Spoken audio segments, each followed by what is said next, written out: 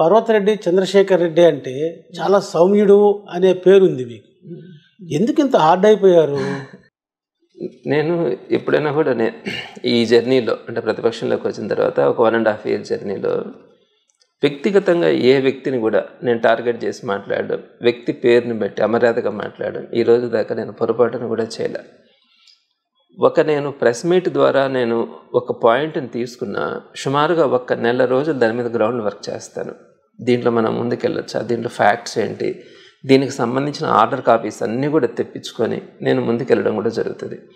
ఆ వెళ్ళే క్రమంలో గట్టిగా స్పష్టంగా నేను మాట్లాడతాను అవసరం. ఎందుకంటే నా మీద జగన్మోహన్ రెడ్డి గారు ఒక నమ్మకం పెట్టుకున్నారు.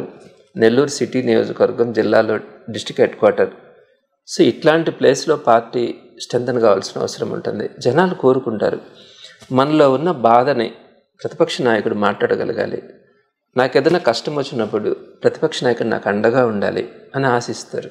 సో నేను కనుక ఆ పాత్రను నేను పోషించలేకపోతే, నేను కనుక దాంట్లో చేయలేకపోతే నేను సింపుల్గా డ్రాప్ కావడం కరెక్ట్ అవుతుందేమో. కానీ నేను ఒక పాయింట్ తీసుకున్న తర్వాత నా కార్యకర్తకి, నా నాయకులకి కానీ లేదా ప్రజలకు కానీ ఇబ్బంది కలిగినప్పుడు నేను గట్టిగా ఉండలేకపోతే నేను రాజకీయాల్లో ప్రతిపక్షంలో ఉండడమే కరెక్ట్ కాదు. కాబట్టి నా పాత్రను నేను గట్టిగా పోషించాలనేదే తప్ప నేను ఏ వ్యక్తిని ఇంక్లూడింగ్ స్థానికంగా ఉన్నటువంటి ఎమ్మెల్యే ఆర్ మంత్రి నుంచి కానీ పైదాకా ఉన్నటువంటి చంద్రబాబు నాయుడు గారి గురించి దాకా కూడా ఏ రోజు నేను పర్సనల్ టార్గెట్ చేయడం కానీ అబ్యూజ్డ్గా మాట్లాడడం కానీ ఏది చేయలే. డెఫినెట్గా రాబోయే రోజుల్లో కూడా గట్టిగా వెళ్ళడం, కఠినంగా ఉండడం మాత్రం ఉంటుంది.